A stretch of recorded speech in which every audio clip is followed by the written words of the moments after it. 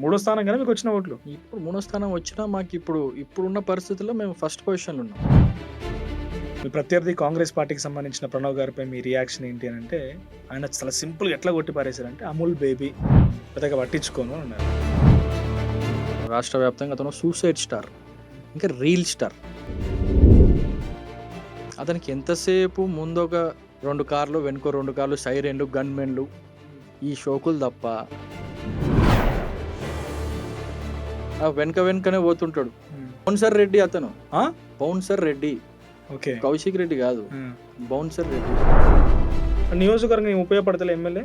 ఏం ఉపయోగపడతారని గొడవలు, అరాచకాలు. Hello friends, welcome to our podcast. నేను మీ జర్నలిస్ట్ మనోజ్. తెలంగాణ రాజకీయాలను ఒక మలుపు తిప్పిన ఉప ఎన్నికది. మీకు కనుక గుర్తుండుంటే హుజురాబాద్ ఉప ఎన్నిక. హుజురాబాద్ అనేది ఎంతటి కీలకమైన నియోజకవర్గమో ఆ రోజు నుంచి ఇప్పటికి నాకు తెలిసి బహుశా తెలంగాణ రాష్ట్రంలోని ప్రతి రాజకీయ నాయకుడు కూడా మాట్లాడుకుంటారు. ఏం రాజకీయం అది, ఒక్కో గ్రామానికి ఒక్కొక్క ఇన్ఛార్జిని పెట్టి, ఒక్కో ప్రాంతానికి ఒక్కో రకమైనటువంటి రాజకీయ ఎత్తుగడ తీసుకొని హుజురాబాద్ని చాలా కీలకంగా తీసుకొని బీఆర్ఎస్ పార్టీ అప్పటి నుంచి హుజురాబాద్ పేరు మారుమోగిపోతుంది. సరే, బై ఎన్నికల్లో అక్కడ వచ్చిన ఉప ఎన్నికల్లో కొంత రాజకీయ సినారియో మారింది. అక్కడ బీజేపీ కొంత పొలిటికల్ అప్గ్రేడేషన్ స్టార్ట్ అయింది. ఆ తర్వాత వచ్చిన ఎన్నికలు, సాధారణ ఎన్నికల్లో మళ్ళీ ఇంకో టర్న్ తీసుకుంది. అప్పుడు డిపాజిట్ కూడా దక్కనటువంటి పార్టీ అనూహ్యంగా ఇద్దరు నేతలకి ముచ్చమటలు పట్టించింది. కాంగ్రెస్ అనూహ్యంగా పుంజుకుంది అక్కడ. అయితే హుజురాబాద్ నియోజకవర్గానికి సంబంధించి కాంగ్రెస్ పార్టీకి కొంత అప్లిఫ్ట్మెంట్ దొరికిందని అంటే ఆ నాయకుడితోనే. ఈరోజు నాతో పాటుగా ఆ నాయకుడు ఉన్నారు. BRS party, Congress party, BJP త్రిముఖంగా ఉండేటువంటి పోరు స్థాయికి కాంగ్రెస్ పార్టీని తీసుకురాగలిగారు. సో నాతో పాటుగా హుజురాబాద్ కాంగ్రెస్ అభ్యర్థి, ప్రస్తుత నియోజకవర్గ ఇన్ఛార్జ్ ప్రణవ్ గారు ఉన్నారు. Let me welcome him. Pranav గారు నమస్తే. నమస్తే మనోజ్ గారు. సో నేను చెప్పింది యాక్సెప్ట్ చేస్తారా? కాంగ్రెస్ పార్టీకి ఒక ఊపు తీసుకొచ్చిర్రా? తప్పకుండా 100% కాంగ్రెస్ పార్టీ ఇప్పుడు హుజురాబాద్లో మీరు చూసుకుంటే నెంబర్ 1 పొజిషన్లో ఉంది. మూడో స్థానం కానీ మీకు వచ్చిన ఓట్లు? ఇప్పుడు మూడో స్థానం వచ్చినా ఇప్పుడున్న పరిస్థితుల్లో మేము ఫస్ట్ పొజిషన్లో ఉన్నాం. ఎందుకంటే 23 డిసెంబర్లో ఎమ్మెల్యే ఎలక్షన్స్ జరిగినాయి. ఆఫ్టర్ దట్ 24లో ఎంపీ ఎలక్షన్స్లో ఫస్ట్ ఉన్న బీఆర్ఎస్ థర్డ్కి పోయింది. అంటే ఓట్ల లెక్క నుంచి వస్తుంటారు మీరు? ఓట్ల లెక్కలో చూసుకుంటారు, డిఫరెన్స్ కూడా అట్లనే ఉంది. దాని తర్వాత సర్పంచ్ ఎలక్షన్స్ చూసుకుంటే ఏదైతే మొన్న లాస్ట్ డిసెంబర్లో జరిగినాయో హైయెస్ట్ కాంగ్రెస్ పార్టీవే.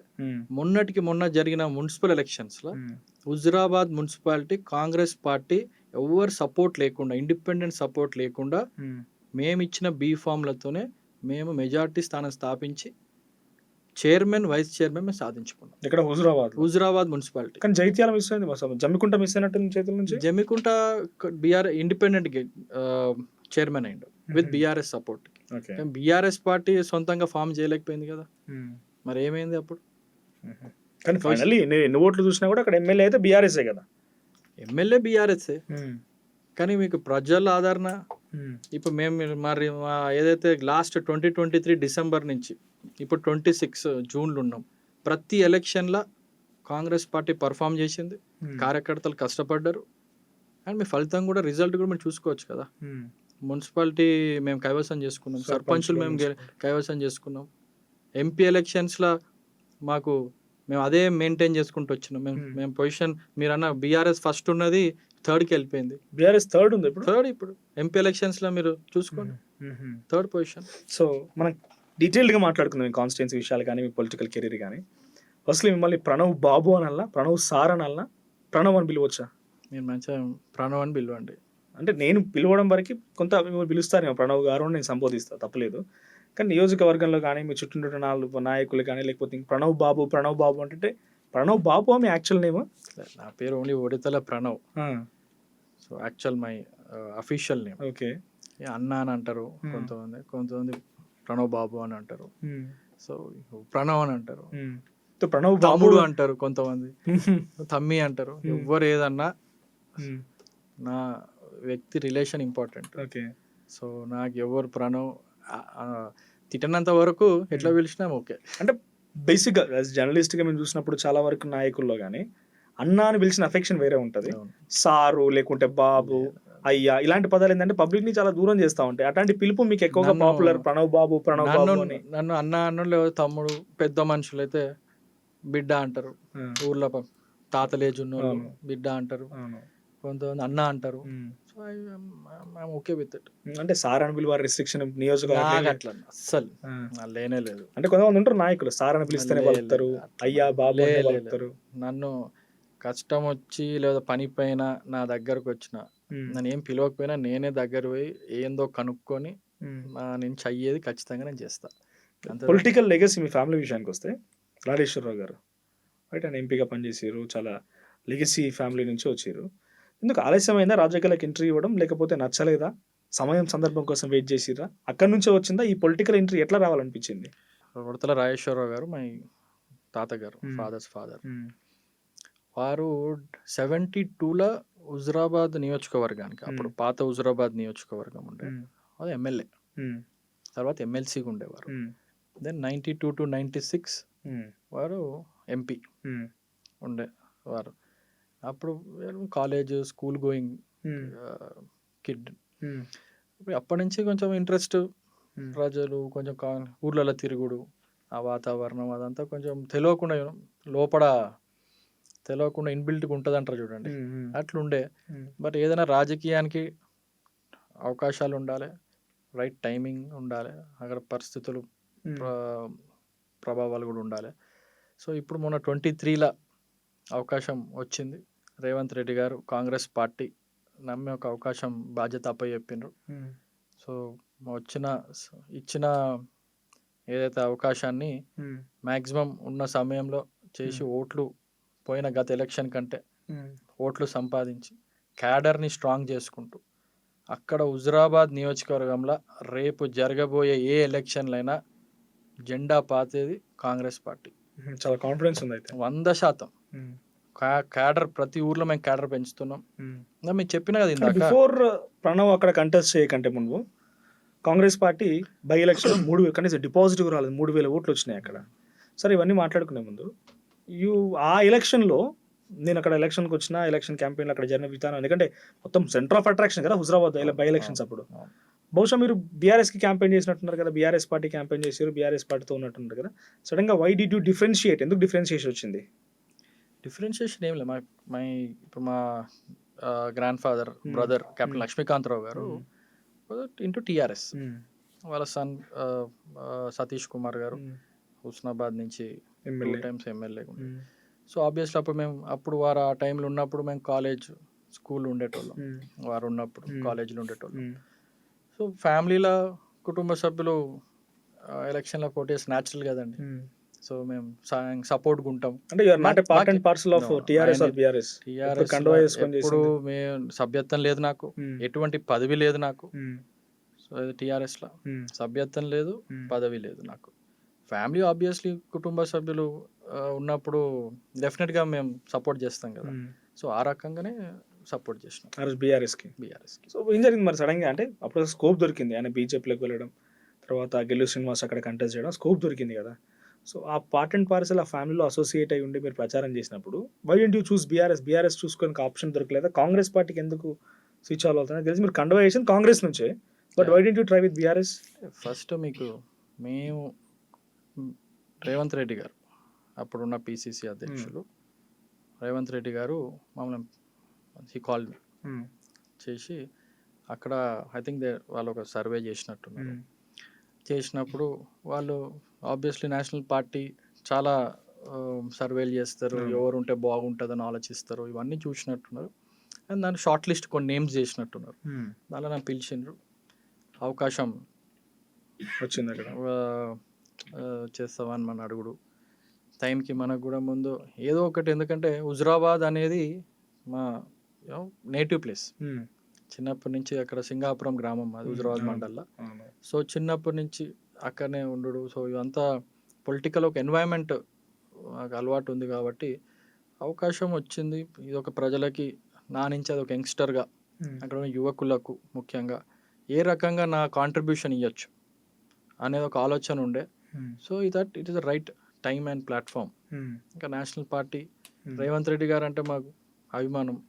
సో వారే అవకాశం ఇస్తుండంటే దట్ ఓకే అని చేసి గెవ్ ఇట్ షార్ట్. సో మంచిగా కష్టపడ్డాం. ఇప్పుడు ఇంకా 2.5 years అవుతుంది. అవును. ప్రజల లోపల తిరుగుతున్నాం. పథకాలు, రేవంత్ రెడ్డి గారి పాలన, కాంగ్రెస్ ప్రభుత్వం అవన్నీ ప్రజల లోపల తీసుకుపోయి ఓడిపోయిన 2.5 సంవత్సరాల నుంచి ప్రజలకు ఆ ఎలక్షన్లు ఆ రోజు ఇచ్చిన మాట ప్రకారం నేను గెలిచినా ఓడినా మీ సమక్షంలోనే ఉంటా, మీ సమస్యలు నా నుంచి అయ్యేది నేను ఖచ్చితంగా తీరుస్తాను. ఆ రోజు నేను మాట ఇచ్చిన మాట ప్రకారం సంక్షేమ పథకాలు కావచ్చు, అభివృద్ధి కావచ్చు, లేకపోతే ఏమన్నా పర్సనల్ నా నుంచి అయ్యేది ఖచ్చితంగా నేను చేసుకుంటే కాన్స్టిట్యున్సీలో ముందుకు పోతున్నాను. అఫ్ కోర్స్ కొంత ఫెచ్చింగ్ ఉంటుంది. సరే, మన ప్రతిపక్షంలో నియోజకవర్గం వరకు ఉన్నా కూడా అధికార పార్టీ అంటే కొంత ఫెచ్చింగ్ ఉంటుంది. ఆ రకంగా ముందుకు పోతున్నారు అయితే మీరు. తప్పకుండా. సో రీసెంట్గా నేను కౌశిక్ రెడ్డి గారు రెగ్యులర్గా ఆర్టీవీతో ఇంటర్వ్యూలకు వస్తూ ఉంటాను. నేను చాలా సందర్భాల్లో ఆయనతో ఇంటర్వ్యూలో మాట్లాడినప్పుడు, అరెస్ట్ అయినప్పుడు, ఫోన్లో మాట్లాడినప్పుడు చాలా సందర్భాల్లో కూడా నేను క్వశ్చన్ అడిగాను ఆయన్ని. మీ ప్రత్యర్థి కాంగ్రెస్ పార్టీకి సంబంధించిన ప్రణవ్ గారిపై మీ రియాక్షన్ ఏంటి అని అంటే, ఆయన చాలా సింపుల్గా ఎట్లా కొట్టి పారేశారంటే అమూల్ బేబీ పెద్దగా పట్టించుకోను అని అన్నారు. అంటే కనీసం కన్సల్ట్ చేయట్లేదు మీ ప్రత్యర్థి మిమ్మల్ని. నియోజకవర్గ స్థాయి, నియోజకవర్గ ఇన్ఛార్జ్, ఒక జాతీయ స్థాయి పార్టీకి ఇప్పుడు అక్కడ ఇన్ఛార్జ్గా ఉన్నారు, కంటెస్టెంట్గా చేసిర్రు, చాలా త్రుటిలో అక్కడ మీకు అవకాశం కోల్పోయారు. కనీసం ఈ ప్రత్యర్థులు కన్సల్ట్ చేస్తలేరు మిమ్మల్ని అంటే. ఫస్ట్ కౌశిక్ రెడ్డి విషయాన్ని మీరు ఒక్కసారి ఆలోచిస్తే, మేము అతన్ని మా కాన్స్టిట్యున్సీలో ముఖ్యంగా చాలామంది ఈ మధ్య మొత్తం రాష్ట్ర వ్యాప్తంగా అతను సూసైడ్ స్టార్, ఇంకా రీల్ స్టార్.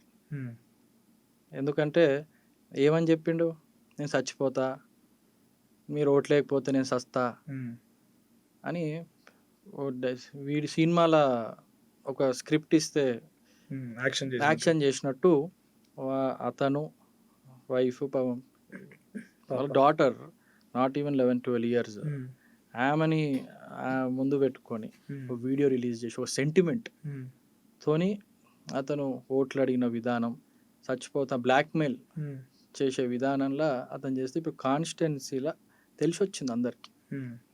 తప్పు చేసినాం, అసలు ఇట్లాంటి వ్యక్తికి ఓటు ఎలా చేసినాం అనేది ఇప్పుడు బాధపడుతున్నారు. సో అలాంటి వ్యక్తికి ఏంది అహంకారం ఎక్కువ, సబ్జెక్ట్ లేదు, తెలివి లేదు అతనికి, ఏదంటే అది మాట్లాడతాడు, గొడవలు, అధికారులతో ఎట్లా మాట్లాడో తెలియదు. ఎమ్మెల్సీగా ఉన్నాడు, విప్పుగా ఉన్నాడు పోయిన బీఆర్ఎస్ ప్రభుత్వం, ఏం చేసిండని నేను అడుగుతున్నా.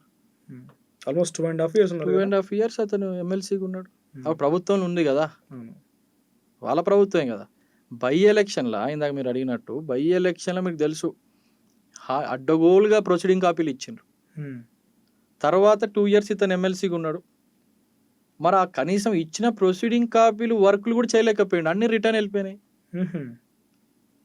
అతనికి ఎంతసేపు ముందు ఒక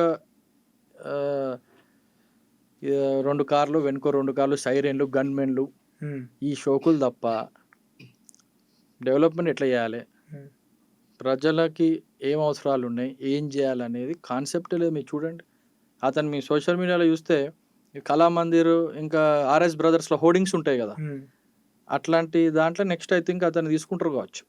అదేంటి షాపింగ్ మాల్ ఆయనకి సంబంధం అంటే అడ్వర్టైజ్మెంట్కి అతను అన్ని రీల్ స్టార్ కదండి, ఫోటో షూట్స్, ఎమ్మెల్యే ఉండుకుంటూ అవే చేస్తున్నాడు. ఇప్పుడు సంబంధం లేదు, ప్రజలు కాన్స్టిట్యున్సీ పనులు ఏం లేవు. ఎంతసేపు నోరు ఉంది కదా అని తిట్టుడు, ఆ పర్సనాలిటీ ఉంది అతనికి, అది ఒక్కటే దేవుడు ఏదో ఇచ్చిండు, హైటు ఇచ్చిండు. అతను ఇప్పుడు అది కూడా ఏం చేస్తుండు, కేటీఆర్ పక్క బౌన్సర్, నిన్న చూసిండు కదా, పోయేటప్పుడు కార్ ఎక్కి ఫోటో పంపుతా కాళేశ్వరం దగ్గర పోయేటప్పుడు ఆ వెనకనే పోతుంటాడు. బౌన్సర్ రెడ్డి అని అంటారు. బౌన్సర్ రెడ్డి అతను, బౌన్సర్ రెడ్డి, కౌశిక్ రెడ్డి కాదు, బౌన్సర్ రెడ్డి. చూడండి, కేటీఆర్ కి, హరీష్ రావుకి వెంబడి ఉంటాడు, దొబ్బుకుంటా పోతాడు. వాళ్ళ పార్టీలని అతను నచ్చడండి. అసలు మీకు హైలైట్ ఏంటంటే వాళ్ళ సొంత పార్టీలనే అతనికి పట్టించుకోరు అతన్ని. సో అతను డిఫరెంట్ ఎమ్మెల్యేలు నాకు తెలిసి ఇండియాలో బహుశా ఇట్లాంటి ఎమ్మెల్యే ఎవరు చూసి ఉండరు. రేర్ టైప్ అది. ఇక హుజరాబాద్ ఓటర్గా, హుజరాబాద్ వాసిగా నేను సిగ్గుపడాలి, తప్పదు. కానీ ఆ ప్రజాస్వామ్యం, ప్రజలు ఓటు, అతను ఏదో లక్లా గెలిచిండు. ఇదే ఐ థింక్ లాస్ట్ ఎలక్షన్ అతను గెలిచిండు హుజరాబాద్లో. అంటే ఆయన ఒక షాపింగ్ మాల్ అడ్వర్టైజింగ్ మ్యాన్గా వేసి పడేసారు ఒక ఎమ్మెల్యేని. అతను మీరు ఓపెన్ చేయన ఇన్స్టాగ్రామ్, ఫేస్బుక్లలో రీల్స్ చేస్తుంటారు అతను, అన్ని ఫోటో షూట్లు, రీల్స్. అతను మీ తప్పకుండా అతను అంటే అట్లా అతనికి ఇష్టం కావచ్చు నాకు తెలిసి. నియోజకవర్గం ఏం ఉపయోగపడతలే ఎమ్మెల్యే? ఏం ఉపయోగపడతాడని గొడవలు, అరాచకాలు. మీకు మొన్న చూసుకుంటే హుజరాబాద్ అంబేద్కర్ చౌరస్తా దగ్గర గొడవ పడ్డట్టున్నారు. అంబేద్కర్ చౌరస్తా దగ్గర గొడవ పడతాడు. కమలాపూర్లో ఒక క్వారీ ఓనర్ ఫోన్ చేసి తిడితే వాళ్ళ వైఫ్ కంప్లైంట్ ఇస్తారు. స్కూల్ టీచర్ వరంగల్లో కంప్లైంట్ ఇస్తారు. అంటే ఒక బిజినెస్ మ్యాన్ తిడతారు, డబ్బులు అడిగారనేది, డబ్బులు ఎక్స్టార్షన్ చేస్తున్నారు. జర్నలిస్టుల పైన అతన్ని ఫోన్ చేసి బెదిరింపులు. హుజరాబాద్లో కులాల పేరు పైన ద్వేషిస్తాడు, తిడతాడు. రైతు వేదికలు అతను ఉన్నప్పుడు రైతులు అడిగితే రైతులను తిట్టిండు. అప్పుడు గవర్నమెంట్ ఉన్నప్పుడు ఏమనంటే 1000 కోట్లు తీసుకొస్తా అంటాడు. ఇప్పుడు నాకు మళ్ళీ ఒక అవకాశం అని 1000 కోట్లు తీసుకొస్తా అని ఇప్పుడు అంటుండు. అతను 2 ఏళ్ళు ప్రభుత్వంలో విప్పుగా ఉన్నాడు, ఎమ్మెల్సీగా ఉన్నాడు. ఎవరు ఆపినరు తీసుకురాకుండా? డెవలప్మెంట్ ఎవరైనా ఆపినరా అక్కడ? ఎవరు ఆపలే కదా. ఇది అతనికి చిత్తశుద్ధి లేదు. ఎంతసేపు అతను హైలైట్ కావాలి, ట్రెండ్ కావాలి అని ఉంటాడు. నిజంగానే ఆయన అప్పుడప్పుడు కొన్ని కాన్స్టిట్యున్సీ వైజ్ గానే కాదు, స్టేట్ వైడ్ ఒక చర్చ జరుగుతుంది. ఆయన ఏదైనా టాపిక్ ఎత్తుకున్నాడు అనుకోండి, మధ్యలో సమ్మక్క సారలమ్మ గద్దెల విషయంలో కానీ జరిగిన చర్చ, తర్వాత బండి సంజయ్ ఛాలెంజ్ చేయడము, ఇక్కడ అరకపుడి గానితో ఛాలెంజ్ చేయడము, ఇలా చాలా జరుగుతూ ఉంటాయి. నిజంగా నేను ఒక రకంగా పొలిటికల్ సినారియో మొత్తాన్ని కూడా తన చుట్టూ తిప్పుకోగలుగుతాడు. ఆ రకంగా స్టేట్మెంట్లు పాజా రకంగా చేస్తూనే ఉంటాడు. సో కొంత టాలెంట్ పర్సనాలిటీగానే అంటే ఏదో ఒక చర్చ దారిస్తున్నాడు రాష్ట్ర స్థాయిలో. ఏదో ఒక రకమైన అతను పర్సనలే కదా. ఇప్పుడు ఎమ్మెల్యేగా దేనికి ఉపయోగం అట్లా చేయబట్టి? ఎవరికి?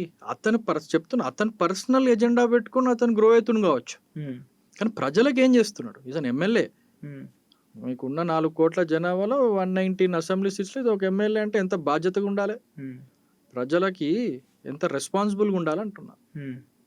ఇప్పుడు అతను కూడా యంగ్స్టరే, అతను ఉన్నప్పుడు ఒక రోల్ మోడల్లా ఉండాలి కదా నెక్స్ట్ జనరేషన్కి. నువ్వేం పోర్ట్రే చేస్తున్నట్టు? ఇట్లా గొడవలు, అరాచకాలు, బూతులు తిట్టుడు, నోరెత్తే బూతులు తిడతాడు. ఇవన్నీ బూతులు అంటే వినకూడని భాష ఉంటుంది కూడా, భాషలు పర్సనల్గా అవన్నీ ఎంత ఎవరికి అవన్నీ? మీరు అన్నట్టు ఈ పెద్ద ఇప్పుడు చేసుడితోని, గొడవలు చేసుడితోని, మీకు ఇప్పుడు ఇక్కడ మీడియా ఛానళ్ళలో సోషల్ మీడియా వచ్చుడితోని అతను హైలైట్ అవుతుంది. కానీ హుజరాబాద్ ప్రజలకు ఏం ఉపయోగం అని అడుగుతున్నా. కూర్చొని ధర్నా చేసింది దేనికోసం? రోడ్డు కోసం చేసినట్టు దీక్ష కూడా చేసింది కదా, రోడ్డు కోసం ఏదో. అది నీ పబ్లిక్ ఉపయోగపడేది కదా. రోడ్డు కోసం అసలు ఎప్పుడు అతను దీక్ష చేసారని దేనికోసం? ఎప్పుడండి మరి మున్సిపాలిటీ డ్రైనేజ్ కోసం దీక్ష చేసినట్టు 4 రోజులు దీక్ష, నిరాహార దీక్ష కూర్చున్నారు ఆయన. నిరాహార దీక్ష దానికి కాదు, నిరాహార దీక్ష ఒక రోజు అది 1 డే చేసిన డంప్ యార్డ్. అదొక దాన్ని అసలు ఇప్పుడు డంప్ యార్డ్ అనే విషయము ఎప్పటి నుంచో అతని ప్రభుత్వం నుంచే ఉంది. డంప్ యార్డ్ హుజరాబాద్లో డంప్ యార్డ్ ఇష్యూ, దాన్ని అయినప్పుడు ఇమీడియట్ మా దగ్గరికి తెలియంగానే మేము పొన్నం ప్రభాకర్ గారి దగ్గరికి, అధికారులకు, శ్రీధర్ బాబు గారి దగ్గరికి, ఇన్ఛార్జ్ మంత్రి తుమ్మల నాగేశ్వరరావు గారి దగ్గరికి, ఎవరైతే ఆ డంప్ యార్డ్ గురించి ఒక చిన్న కమిటీ లాగా ఫామ్ చేసి వాళ్ళు సీనియర్ వ్యక్తులు, అతను ఏం అదే చెప్పబోతున్నా మీకు. అతను నిరారధిగా మళ్ళీ షో చేయడానికే, మళ్ళా మేము ప్రభుత్వం దగ్గర మంత్రుల తీసుకుపోయి దాన్ని అక్కడ ఆపిచ్చింది మేమే కదా. ఏం లేని దానికి అతను షో చేసిండు. చూడండి ఇప్పుడు మీరేమంటున్నారు, అతను నిరాహార దీక్ష చేసిండు అంటున్నాడు అక్కడ. కానీ నిరాహార దీక్ష చేసిన వాళ్ళు అయిందేంది? అది చేసిండు, ఒకరోజు షో చేసిండు, సోషల్ మీడియాలో క్లిప్స్ రావాలి చేయండి, వెళ్ళిపోయిండు. మళ్ళా అధికారుల దగ్గర పోయిండా? అధికారుల దగ్గర దీక్ష చేసిండు. పబ్లిక్ లో టెంట్, అక్కడ టెంట్ ఆల్రెడీ చేస్తున్నారు కార్యక్రమం చేస్తూ ఇతను పోయిండు. ఇతను పోయి దానికి ఏదో క్యాప్చర్ చేసుకుందాం అని ప్లాన్ చేసిండు. దాన్ని మళ్ళా మేమే కదా మంత్రులతోని కలెక్టర్తోని మాట్లాడి వాళ్ళ ఆ కమిటీని తీసుకుపోయి జేఏసీని, ఆల్ పార్టీ వాళ్ళని నేను తీసుకుపోయి పర్సనల్గా హైదరాబాద్లో శేర్బాబుతో మాట్లాడిపించి, పొన్నం ప్రభాకర్ గారు, తుమ్మల నాగేశ్వరరావు గారు మా జిల్లా ఇన్ఛార్జ్ మంత్రి గారు, వారితో మాట్లాడి మేము దాన్ని ఇబ్బంది కాదు, కాంగ్రెస్ పార్టీ ప్రజలకు హాని జరిగేది చెయ్యదు అని ఒక భరోసా ఇప్పించి దాన్ని ఇప్పుడు స్టాప్డ్. ఏం చేసిండు అతను? మళ్ళీ మేము కలెక్టర్ దగ్గర పోతే నెక్స్ట్ డే అతను పోతాడు. అతను ఎమ్మెల్యే కదా, మరి ముందే అతను మీరు తీసుకుపోయి మంత్రులని దగ్గర తీసుకుపోయి చేయొచ్చు కదా, ఎమ్మెల్యేనే కదా. అంటే ప్రోటోకాల్ పాటిస్తలేడనే కంప్లైంట్ చేసి ఒకసారి టైంలో ఆయన ఏం ప్రోటోకాల్ దీనిలో ఉట్టప్పుడు పోయి ఫోటోలు దిగుతారు కదా, మీరు చూడండి. మేము చేసిన తర్వాత అతను చేస్తాడు. ఈ పక్కోళ్ళ పిల్లలు మన పిల్లలు తెలంగాణ అంటారు కదా, పక్కోళ్ళ పిల్లలు నా పిల్లలు అని చెప్పుకోవడం అట్లాంటి రకం. మేము ఒకటి చేస్తాం. హుజురాబాద్కి ఫర్ ఎగ్జాంపుల్ మొన్నటికి మొన్న మా ముఖ్యమంత్రి గారు మున్సిపల్ నుంచి 45 కోట్ల రూపాయలతోని హుజురాబాద్కి 2 STPలు, జమ్మికుంటకు ఒక STP శాంక్షన్ చేయించినాం. పోయి మాట్లాడి మేము హుజురాబాద్ మేజర్ మున్సిపాలిటీలో 2 మా కాన్స్టిట్యున్సీలో మాకు శాంక్షన్ చేసాం. ఆర్డర్ కాపీ వచ్చింది. మేము ప్రజలకి చెప్పినాం, ఇట్లా మా మున్సిపల్ మినిస్ట్రీ నుంచి మాకు రేవంత్ రెడ్డి గారు ఇచ్చిండ్రు, మేము కృతజ్ఞతలు. 4 గంటలు 5 గంటల తర్వాత అతను పోస్టర్ డిజైన్ చేసి సోషల్ మీడియాలో వస్తాడు, మా పోరాటం ఫలితం వచ్చింది. నమ్ముతారండి ప్రజలు? ఎమ్మెల్యే అయినే కదా మరి నమ్మాల్సింది ఎవరిని? మరి ముందు అతను నమ్మాల్సిందంటే అతను ముందు చెప్పాలి కదా. మేము తీసుకొచ్చి అతను తెలియదు. జియో కాపీ మేము తీసుకొచ్చి మేము మీడియాలు ఇచ్చి మేము చెప్పిన తర్వాత నేను తీసుకొచ్చిన అంటాడు. ఇది ఒక విషయం కాదు, ఏ విషయంనైనా. మొన్న ఇల్లంతకుంట మండలం అని ఉంటుంది, అక్కడ ఇన్ని రోజుల నుంచి ఒక MRO ఆఫీసు రెంటెడ్ దాంట్లో ఉండే, అంటే దానికి సొంత ల్యాండ్ లేదు, భవనం కట్టడం సొంత బిల్డింగ్ లేదు, గవర్నమెంట్ బిల్డింగ్ లేదు అక్కడ. మొన్న మేము శాంక్షన్ చేయించినాం MRO ఆఫీసు. అతను తెలియదు. మేము వచ్చి మళ్ళీ పబ్లిక్లో ప్రెస్లో రిలీజ్ అయిన తర్వాత ఇట్లా మా గవర్నమెంట్ పట్టించుకోడు. కానీ ఇప్పుడు అదే అని చెప్తున్నా, మీరు ఏం పోషిస్తున్న పాత్ర అడిగిందని నేను చెప్తున్నా. ఎమ్మెల్యే పట్టించుకుంటలే నియోజకవర్గాన్ని. మరి ఆయన ఏం పని చేస్తున్నాడు మీకు చెప్పిన ఏం లేదు. ఆయన రావాలి, బౌన్సర్ చెప్పి బౌన్సర్ అంటే ఇక్కడ బౌన్సర్ వాళ్ళ లీడర్షిప్ కి బౌన్సర్. KTR హరీష్ రావు వచ్చినప్పుడు వెనక చెప్పిన దేవుడు హైట్ ఇచ్చిండు, అక్కడ ఉపయోగపడుతుంది అంతే తప్ప కాన్స్టిట్యున్సీలలో ఏం పని మొత్తం మేము పట్టించుకుంటలేడు. అధికార పార్టీలో మేము ఉన్నాం, ఇన్ఛార్జ్గా బాధ్యత అప్పచెప్పింది కాబట్టి మా నుంచి అయ్యేది ఇన్ని రోజులు దశాబ్దాలుగా చెయ్యని పనులు. ఏదైతే పైప్ లైన్ విషయం దమ్మకపేట అని ఒకటి విలేజ్ ఉంటుంది, మున్సిపల్లో కలిసింది. దానిలో కొన్ని ఏళ్ళ నుంచి వాళ్ళకు పైప్ లైన్ కావాలంటే మెయిన్ HDF ఫండ్ పెట్టించి 20 lakhsతో చేయించింది. ఇట్లాంటివి ఎన్నో పనులు, కొన్ని చిన్నవి కానీ ఆగి ఉన్నాయి. అట్లాంటివి మేము కాంగ్రెస్ పార్టీ వచ్చిన తర్వాత ఇన్ఛార్జ్గా నేను అక్కడ ఇన్ఛార్జ్ మంత్రులతో, జిల్లా మంత్రులతో సాయంతో, వాళ్ళ చొరవతోని ఇవన్నీ చేసుకుంటూ ముందుకు పోతున్నాం. ఎమ్మెల్యే ఏం చేస్తారంటే ఎగ్జాక్ట్లీ మీకు ఇప్పుడు వచ్చే డౌటే కదా, ప్రజలు కూడా అదే అడిగాను. ఏ విషయం సమ్మక్క సారలమ్మ గద్దెల విషయంలో అడిగినప్పుడు ఆయన నాకు వచ్చిన వివరణ కొన్ని పాంప్లెట్లు లేకపోతే డాక్యుమెంట్లు ఫోటోలు తీసుకొని చూపించిన మాట ఏంటంటే, ఒకప్పుడు ఇట్లా ఉండే సమ్మక్క గద్దెల్ని నేను ఎమ్మెల్సీ అయిన తర్వాత నుంచి నా వ్యక్తిగత ఆస్తుల నుంచి ప్రభుత్వం నుంచి తెప్పించి ఈ రకంగా అభివృద్ధి చేసిన, ఇది కేవలం మచ్చు తునక మాత్రం, ఇంకా చాలా ఉన్నాయి ఇట్లా చేసినాం. మీరు ఎంట్రీ ఇచ్చిన 2023 ఎలక్షన్స్తోని మీరు డైరెక్ట్గా పాలిటిక్స్లోకి రంగంలో దిగి కండువా వేసుకొని ప్రచారం చేసి ఎన్నికల్లో ఓట్లు అడిగారు. 2018 నుంచి ఉన్నాడు కదా ఆయన, 2018 నుంచి ఉన్నాడు. తర్వాత మధ్యకాలంలో 2 సంవత్సరాల పాటుగా ఎమ్మెల్సీ కూడా కొనసాగారు. సో ఆయన ఏం చేయలేదని అంటే ఇట్లా చెప్పగలుగుతారు మీరు? ఆయన కూడా చేసి ఉండొచ్చు కదా. మేము అదే కదా అంటున్నాం, సమ్మక్క గద్దెలు అనేది ఇట్స్ ప్రైవేట్ వాళ్ళ ఫ్యామిలీ అఫేర్ అండి. ఫస్ట్ అది గవర్నమెంట్ కి మార్చాలని చెప్పి ప్రయత్నం చేసి ఎన్విరాన్మెంట్ కి ఏదో అన్నారు ఆయన. అదే చెప్తున్నా, హైట్ పెద్దగుండి నోరు పెద్దగా ఉంటే అతను మాట్లాడిందల్లా సత్యం కాదు. ఎమ్మెల్యే అయినంత మాత్రాన మాట్లాడిందల్లా నిజాలు కావు. అతను నోరెత్తే అబద్ధాలు ఆడతాడు, ఇది ఫ్యాక్ట్. సమ్మక్కల్ సారక్క విషయానికి వస్తే ప్యూర్లీ ఒక ఫ్యామిలీ ఇష్యూ. ఐ థింక్ వాళ్ళ కజిన్ ఉదయనందన్ రెడ్డి గారు అని ఉంటారు, FTV CEO. అతని ఫ్యామిలీకి ఇతని ఫ్యామిలీకి ఉన్న ఇష్యూ అది. వారు వెరీ క్లియర్లీ కోర్ట్ ఆర్డర్ తోని ఐ థింక్ వివరణ ఇచ్చిండ్రు. అవును, ఒక 10 minutes ఏదో కంప్లీట్ వివరణ.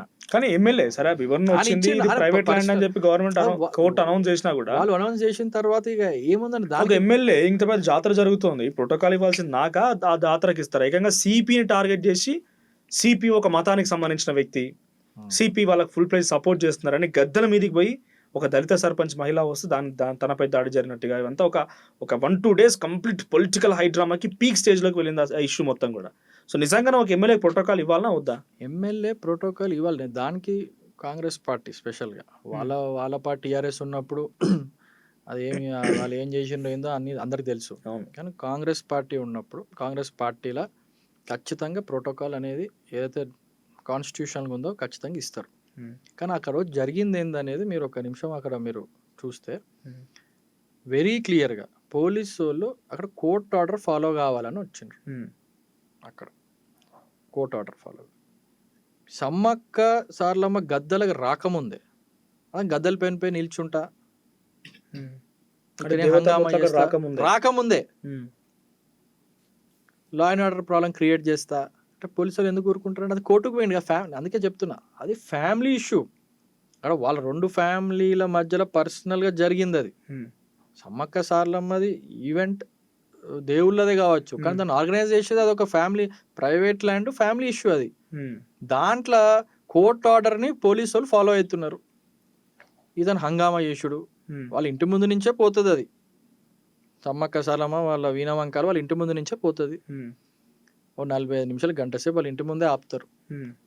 అక్కడ చేయడం ఎందుకు హైలైట్ కాదు కదా. ఇప్పుడు మీకు ఏం కావాలి? ఇప్పుడు మీరు ఎందుకు అడుగుతున్నారు నాకు ఈ ప్రశ్న? అతను ఆ గద్దెల దగ్గర ఓవర్ యాక్షన్ చేయాలి, అతను తెలుసు. కెమెరా పర్సన్స్ అందరినీ రెడీ పెట్టిస్తాడు. నన్ను ఇప్పుడు నేను ఇట్లా చేస్తాను, నన్ను పోలీసు వాళ్ళు ఇట్లా నన్ను చేసేటప్పుడు నువ్వు వీడియో తీయాలని చెప్తాడు. ఓకే చెప్తున్నా కదండి, ఒక సినిమా రీల్స్ అందుకే బాగా తెలుసు. అందుకే అతను ఏం చేస్తాడు అక్కడ ఆ రోజు ఏం చేసిండు, అక్కడ నిల్చున్నాడు. పోలీసు వాళ్ళు అతన్ని తీసుకెళ్ళిపోయినారు. కోర్ట్ ఆర్డర్ ఫాలో కావాలి కదా. ఇంకా వెరీ క్లియర్గా వాళ్ళు ఉదయనందన్ రెడ్డి క్లారిఫికేషన్ ఇచ్చిండ్రు. ఇచ్చిన తర్వాత ఒక సిపి మతం ఎందుకు వస్తుందండి? రావాల్సిన అవసరం ఏముంది? ఏం అవసరం అతను అట్లా అన్నాడు?